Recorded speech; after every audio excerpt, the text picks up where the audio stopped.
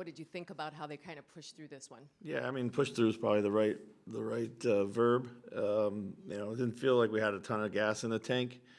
Understandable after the other night and the trip across. But I thought Rudy was phenomenal, really set the tone out there for us, both ends of the floor. We were able to have enough of a cushion and keep him at arm's length. But yeah, that's probably about it. What are you seeing with Rudy as he's had this stretch of 5 games with 83 rebounds? Do you see him playing some of his best basketball as Sure. a Timberwolves? Yeah, I mean, he looks like the Defensive Player of the Year that he was last year. Consistently challenging everything, finishing really well, playing strong offensively around the rim, playing very smart, when the ball's delivered to him in the pocket, making a lot of really good plays out of that. Just playing within himself, but at a high level. You've said this before that, Rudy's professionalism, his approach, seems to not really matter who the opponent is, and he prevents you guys from losing on nights like that. Yes. Kind of the Absolutely. prototypical example of that. Yeah, for sure. What sort of how do you maybe get that mindset to some of the other guys, and just how important was it on a night like tonight? Yeah, I think it's maturity and professionalism and understanding what's at stake. I thought the other guys had it in spurts, but not consistently like he did. I thought Ant was really good though for the most part, and Nikhil as well. Those guys I thought were the most consistent guys out there. But we're gonna need to regroup here and find a second win because we still got a lot of basketball. It means a lot to play. What are maybe one or two things just offensively that you're doing with Rudy and having him get involved that you weren't doing earlier, and that's been the key to how successfully you've been able to utilize him this last stretch here? Yeah, I mean we're throwing him the ball in the pocket. They continue to put 2 on the ball, and we're trusting him in the pocket, and I think we have kind of better spacing around him too. Just we can get things that feel very repeatable with him right now, and it's really his ability to catch and finish that's been huge. So. What was your view of Ant's injury scare there? Yeah, I didn't see it. I didn't see it, or I would have told our guys to foul. I didn't realize that he had gone down there. So. And then I heard, having heard what happened, you're always concerned when you come down on someone's foot. It's generally much worse than it seemed to be.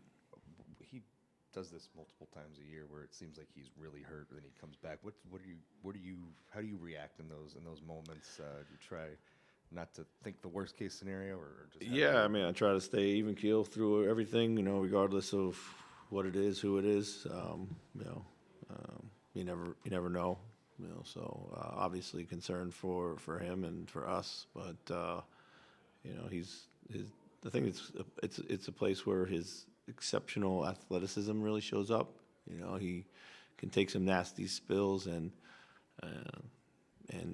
seemingly recover well.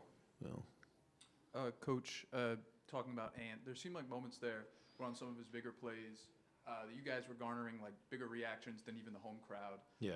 What do you attribute that to, and does he feed off that kind of energy? Oh, yeah. Does the rest of the team feed off that energy? Yeah, he definitely feeds off of the energy of the team, of the crowd, of the moment.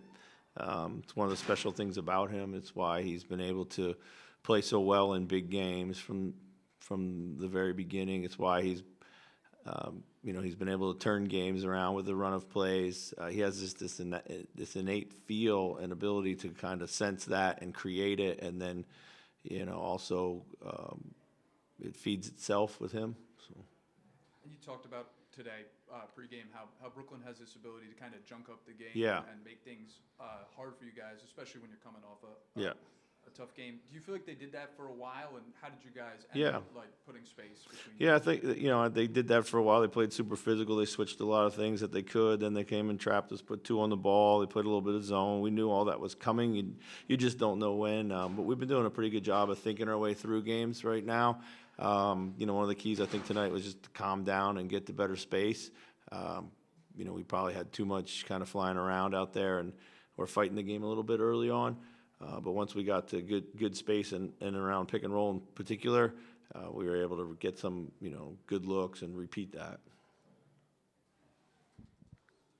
Coach, I wanted to ask you about, unrelated to tonight's game, about Luca Garza's progress this year.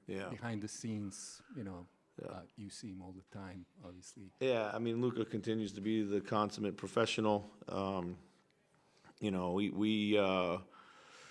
We're lucky here that we have a lot of really talented bigs. It's probably thwarted his opportunity to play more. He's, in my mind, he's definitely like a rotational big in this league. We kind of have him a little bit more as a break glass in case of emergency type guy, but he's a guy that can really score the ball at all different levels. Rebounds extremely well.